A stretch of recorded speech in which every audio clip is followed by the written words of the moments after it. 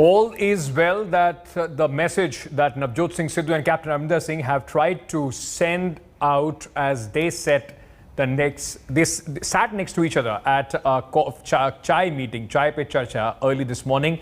But there was one winner between the two warring Sardars. Navjot Singh Sidhu emerged as the victor, and it was written all over his face. Here's the report on the much talked about coronation ceremony of Navjot Singh Sidhu taking over as the Punjab Congress chief.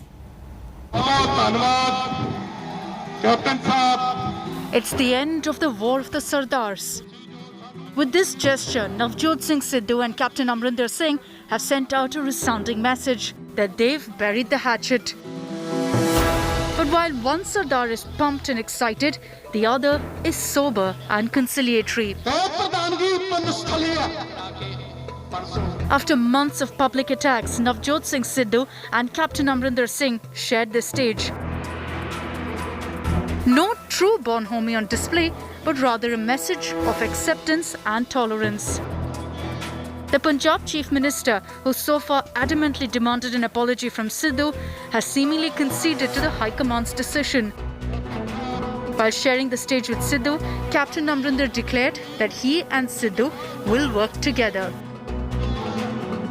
ਤੁਹਾਨੂੰ ਵੀ ਵਧਾਈ ਹੋਏ ਨਵਜੋਤ ਜੀ ਕਿਉਂਕਿ ਤੁਸੀਂ ਕਾਰੋਬਾਰ ਸਾਰੇ ਪੰਜਾਬ ਦਾ ਤੁਸੀਂ ਅਗਲੇ ਸਾਡੇ ਪਾਰਟੀ ਦਾ ਚਲਾਉਣਾ ਹੈ ਜਦੋਂ ਸੋਨੀਆ ਜੀ ਨੇ ਮੈਨੂੰ ਦੱਸਿਆ ਕਿ ਅਸੀਂ ਨਵਜੋਤ ਸਿੱਧੂ ਨੂੰ ਬਣਾਉਣਾ ਚਾਹੁੰਦੇ ਹਾਂ ਮੈਂ ਉਹਦੇ ਨਹੀਂ ਉਹਨਾਂ ਨੂੰ ਬਾਹਰ ਆ ਕੇ ਪ੍ਰੈਸ ਨੂੰ ਕਿਹਾ ਸੀ ਕਿ ਜੋ ਸਾਡੇ ਕਾਂਗਰਸ ਪ੍ਰੈਜ਼ੀਡੈਂਟ ਦਾ ਫੈਸਲਾ ਹੋਊਗਾ ਉਹਦੇ ਤੇ ਅਸੀਂ ਸਿਰ ਝੁਕਾਵਾਂਗੇ ਕਿ ਅਸੀਂ ਪੰਜਾਬ ਵਾਸਤੇ ਔਰ ਆਪਣੇ ਦੇਸ਼ ਵਾਸਤੇ ਇਕੱਠੇ ਹੋ ਕੇ ਅਸੀਂ ਇਹ ਲੜਾਈ ਲੜਾਂਗੇ ਔਰ ਕਾਂਗਰਸ ਪਾਰਟੀ ਨੂੰ ਅੱਗੇ ਰੱਖਾਂਗੇ ਇਹਦੇ ਵਿੱਚ There was also, interestingly, no praise for Sidhu, but Amarinder did recall some personal anecdotes. मैं जब 1970 फौज छड़ के आया तो मैनू उदों दस्या गया कि मैं मदर नूं पुछया कहंदे कि तुसीं पॉलिटिक्स दे विच अपना कदम चुको मैं कहा मैनू तो कोई पॉलिटिक्स है तो पता ही नहीं है कहंदे नहीं कोई तुसीं सरदार भगवंत सिंह जाके मिलो तो मेरा ख्याल पता नहीं कितनियां बैठकां असीं कीतियां उन्होंने मैंने इन्हां दे घर च या मेरे घर च और इन्होंने मैनू कदम सियासत विच वो लेके आए Sidhu felt no need to strike a conciliatory note, emerging the winner of the power tussle and with 100% backing from the Gandhis.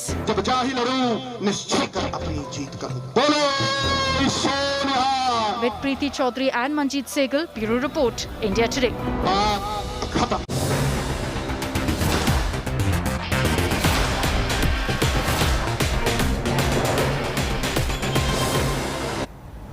Now, months ahead of the crucial Uttar Pradesh election, the caste arithmetic has begun.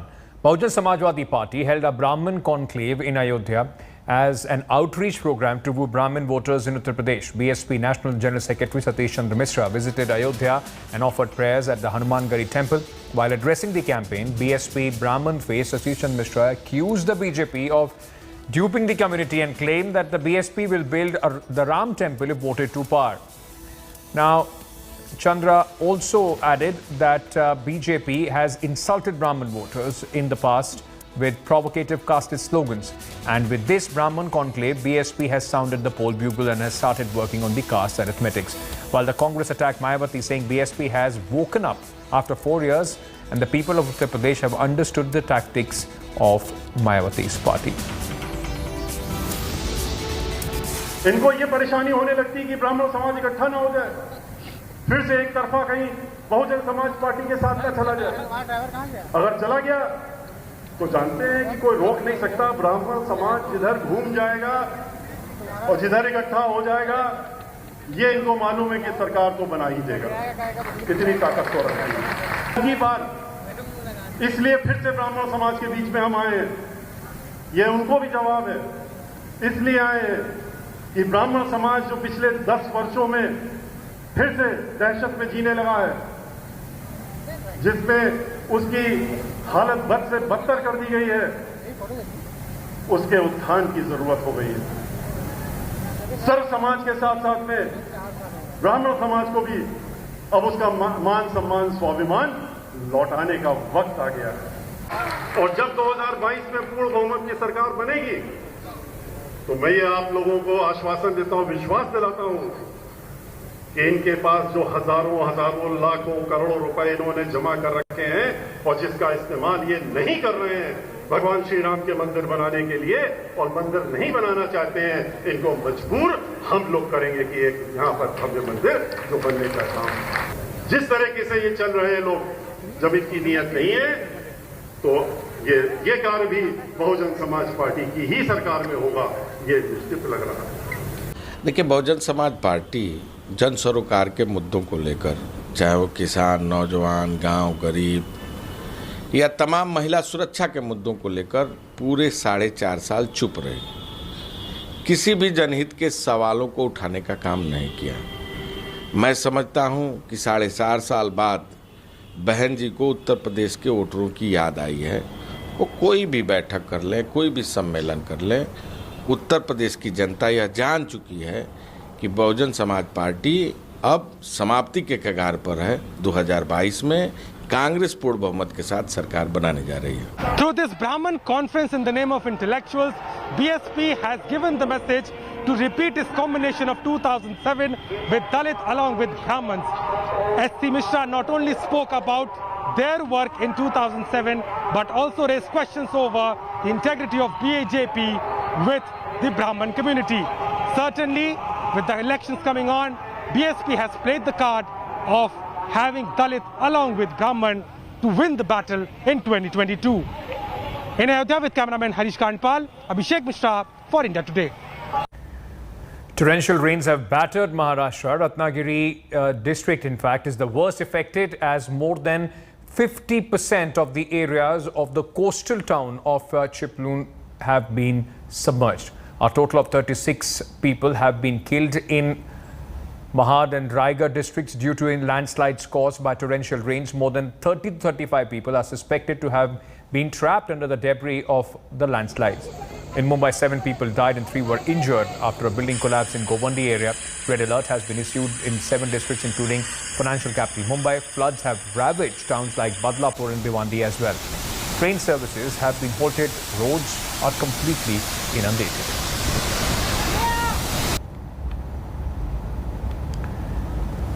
Meanwhile, monsoon rains continue to wreak havoc in Maharashtra, as I was just telling you earlier, of some states, some districts in fact in the state. Floods have ravaged towns like Badlapur and Bhiwandi. India Today gets you a ground report.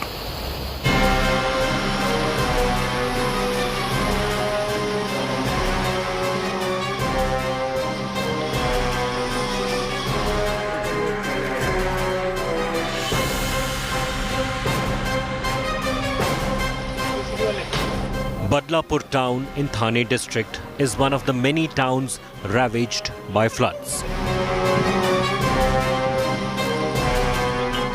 When India Today reached Badlapur, 55 kilometers from Mumbai, the waters from the Ullas River had flooded large parts of the town. Now, in this very area where I am, I see the signboard which says open gym. But if I were to look around, I don't see the existence of any gym. Localites tell me that here at the rear end of this very place exists an open gym. Now, this is a testimony enough to understand how deep the level of water here is at this point of time. Strong currents of a bulging river had brought water into the homes of many, leaving people in a state of panic. पूरा बिल्डिंगों में पूरा झोपड़पट्टी वो सब डूब गया पूरा। रात में कैसे हालात थे, कितना पानी था रात भर में? रात में तो बहुत हालात बेकार थे, क्योंकि ताकि कोई पब्लिक बाहर नहीं निकल सके। अभी जरा हुआ पब्लिक दिख रही है, उसके आगे पहला पब्लिक नहीं थी। रात में तो बहुत हवा भी थी और लाइट तो 2 दिन से नहीं है और पानी भी नहीं है, पानी की भी बहुत तकलीफ है इधर। बहुत नुकसान हुआ है यहाँ पर, इसका कोई अंदाजा नहीं लगाया जा सकता है। एक साधारण आदमी उसका क्या अंदाजा लगाएगा। फिलहाल यहाँ पर जितने दुकानों में सामान थे, जितने किराने के सामान थे, सब्जी भंडे थे, दूध के थे, सब पूरा सत्यानाश हो चुका है। Less than 30 kilometers away, the situation in Bhiwandi too was grave. Disaster response team had rescued 10 people who were trapped by the gushing waters. There were similar scenes in Vashim, where heavy waterlogging had forced many people out of their homes. No electricity, no water supply since the last 24 hours. And the danger still remains because the weather department has sounded an alert for the next 48 hours. Not just for Mumbai, but for Thane, Palghar, Ratnagiri and other adjoining areas as well. A clear indicator that people will need to remain careful for the next 48 hours. With camera person Samir Shanbag, this is Pankaj Upadhyay in Badlapur, reporting for India Today.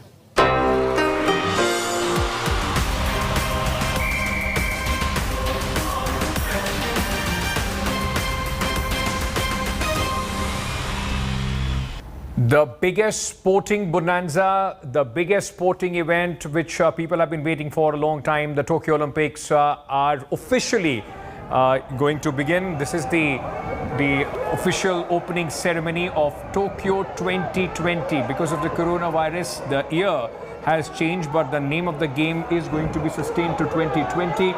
These visuals are live coming in from Tokyo, where in just a short while from now, the contingents, Indian contingent, also this time a low-key contingent. The number of people has been, brought down. 19 athletes, 6 officials are going to be part of this contingent.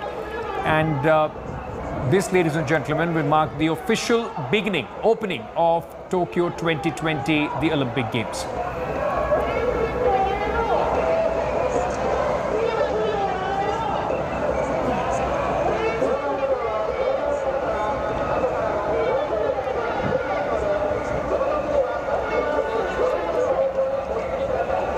The opening ceremony has begun in Tokyo, and what you are seeing right now, of course, images coming in from Tokyo, where the opening ceremony is just about to begin.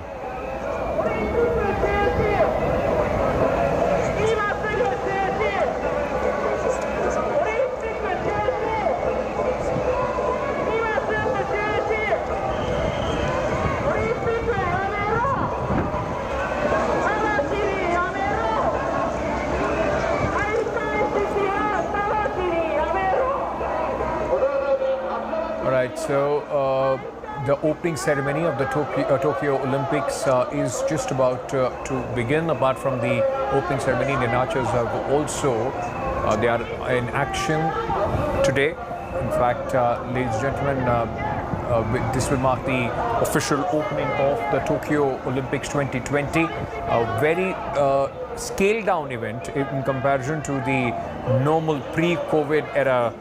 In fact, opening ceremonies of these games, even the contingent is very, very small.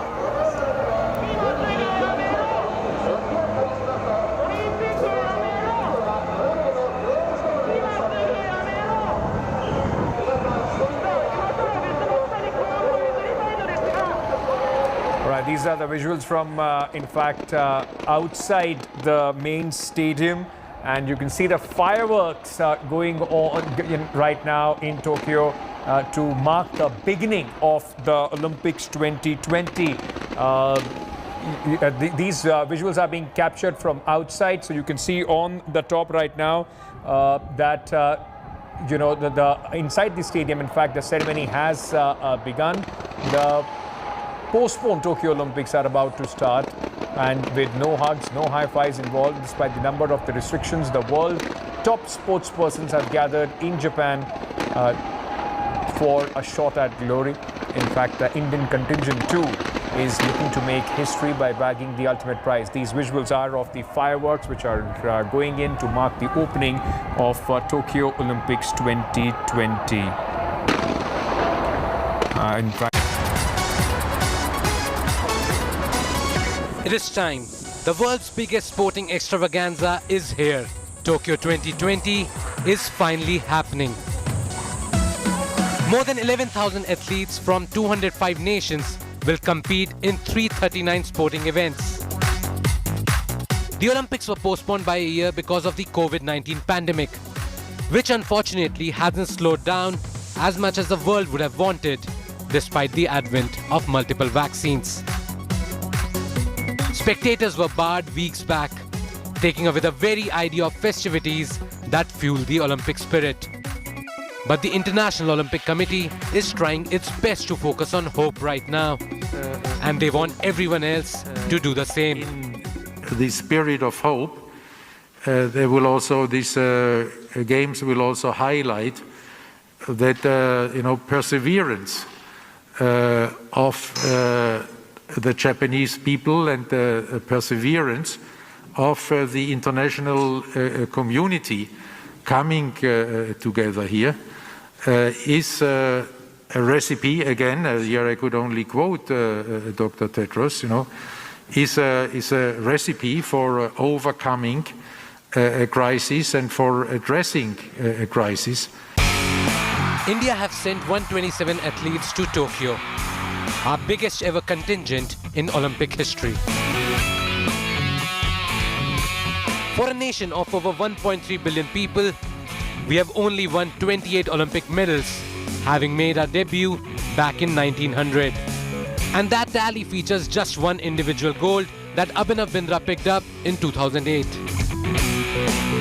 The expectations are of a first ever double-digit figure in the medal tally, and that would surpass the best haul of 6 achieved at London 2012, out of which none were gold. In fact, Grace Note, a US-based analytics company, has projected 19 medals for India. This includes 4 golds, 9 silvers and 6 bronze medals. Their prediction is for India to finish 18th in the overall medal tally. A record medal haul is what every Indian is hoping for. Even if we don't win exactly 19, anything close will prove to be a watershed moment in the history of Indian sports. The impact that COVID-19 has had on human life will take years to heal and maybe a lifetime in some cases. It's a strange coincidence that when Tokyo won the bid to host these Olympics, they had projected it to be the Recovery Olympics, something that will heal the disaster caused by the massive earthquake and tsunami that hit this country in 2011 when more than 20,000 lives were lost. While India would be hoping for a record medal haul, the athletes here know that it's not just an opportunity to have their names engraved in history, but also give millions back home a reason to rejoice and a sense of pride. With video journalist Shiv Prashant, this is Rahul Rawat in Tokyo for India Today. All right, so once again, back to these visuals. Unfortunately, we can't take you inside because of the restrictions due to COVID. There are the visuals, the cameras and the crews are not allowed inside in the opening ceremony. So, it's the whole excitement can only be captured from outside. I'm hoping that you would be able to hear some of the, the roar, the noise that you are listening to right now. All right, so on the left-hand side of your screen, ladies and gentlemen, is the Indian contingent in the bus going towards the main venue for the opening ceremony of these games. And on the right is the stadium where the ceremony is actually taking place. The biggest sporting arena. This is a chance for glory. And what you can see right now, despite in fact the COVID threat, delays and also some resistance as far as the locals are concerned. There are certain people, those who believe that this, at the time of the pandemic, these games should have been avoided. At this moment, the opening ceremony is beginning, which is going to mark the opening of the Tokyo Olympic 2020. Going across to consulting sports editor Boria Majumdar joining us at this moment. Boria, it's a very weird feeling because we are not even getting like live visuals of the contingent marching in. We are only from outside. We can just see this entire fireworks going on. But it doesn't take away the sense of pride, the big stage, the biggest sporting event, which is now officially marking its beginning. Absolutely. I mean, think about this. I'm in Tokyo and I can't get there. I'm still in quarantine. I mean, how strange is that? I mean, this is the 4th Olympic Games I'm covering, but so I'm still in quarantine. I cannot step out of my hotel. Ankit, tomorrow morning is Freedom Day for me, out of prison, straight into the venue. But yes, you're right. I mean, but there is a sense of pride. I was speaking to a huge number of athletes, and trust you me, 5 years they have toiled for this one particular day, this moment under the sun for them. This Olympic Games, more than anything else in the past, is about the athletes. And when they take center stage, which will happen from tomorrow, today also the archers were there, when that happens and if India does well, all of a sudden you will see the momentum shift. And that's what I am waiting for. Yes, the opening ceremony is on, the television is on my left, like you are seeing as well. I mean, this is all surreal, but this is the new normal. This is a COVID-infested world. That's fine. I mean, I'm okay with that. As long as I do not get pinged and I'm put into isolation, I'm fine. But I just want India to have their best ever games after all that we have been through over the last year and a half. Absolutely. And Boria, you're right. This is the center stage, of course, is the athlete. And this year particularly so, the mental toughness. You always need to be mentally tough to compete at this level, in fact, of the sporting arena. But this time, because of COVID, disruptions, lack of, practice and all those things will also count. It will all boil down to how tough they are mentally. Absolutely. Absolutely. I mean, and certain countries have an advantage, Ankit. China. I mean, they controlled COVID, earlier than anybody else. They have an advantage, and I will call it an unfair advantage. So this is not a level playing field. We think the Olympic is a field of fair play. It is not. There you have to circumvent, overcome all of these barriers and take on people who have had more facilities, better infrastructure, more time to train, unlike in India where we had the longest lockdown and more of that. So this is a very strange world. And having said that, you will not give excuses. This is where your mental toughness, your skill, your potential, everything has to come to the fore because you've got to embrace it. As long as you take the pressure, if it's behind you, Ankit, it'll propel you forward. If it's over here, as Sachin says, it'll push you down. So that's what needs to be done for the Indians now. Get the pressure behind you, let it push you forward. And I'm looking for 2 medals tomorrow. 2 medals on your show tomorrow you will celebrate. One, Mirabai Chanu in weightlifting, and the second from shooting. If that happens, the Olympics Games have taken off for India. Unfortunately, as Boria is saying, he's so near yet so far because of the quarantine that he has been put in. He's in the hotel. So, Boria, I'll just take a moment. Let me also bring in Poulami Burman, our colleague, who is right outside the arena where the opening ceremony is taking place. Poulami, we can only soak in the excitement, from these television screens. Surreal, unreal, that you can't even go inside and shoot. What is the excitement level there where you are? Ankit, I am standing outside the Chandigarh entry right now of the stadium. This is the stadium behind me. If you can see the blue stadium there, and just look at the crowd outside. These people, they cannot even enter the stadium. They have gathered outside in the they want to see whatever is possible from outside, like hearing the music or maybe the drone lighting, whatever it is. They have gathered here today. And I was speaking to some of them. They even said that they really wanted to go inside the stadium and watch the games from the stadium. But unfortunately, in spite of waiting for so many years, they can't go inside right now. And they're really sad. This is one side of the story. The other side of the story is that the protest.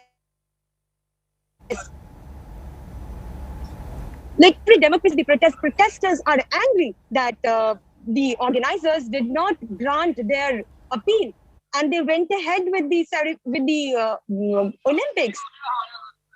And but it's today it's all about the beginning of this biggest sporting arena. Yes, there were concerns, apprehensions, and despite that, it is going on after a delay. I mean, this has been postponed. It still retains the year that it was supposed to happen, 2020, more or less. Everybody's seeing as a year that has completely been, wasted. COVID ate that year up, but now it is all about the athletes. It is all about those who are going to compete feet in the arena. Polumi, the Indian contingent, all the countries with a very small contingent at the opening ceremony. What are you picking up from inside? I understand that, you know, like us, although you are far closer to where we are, but still the glimpses from inside, what are you picking up?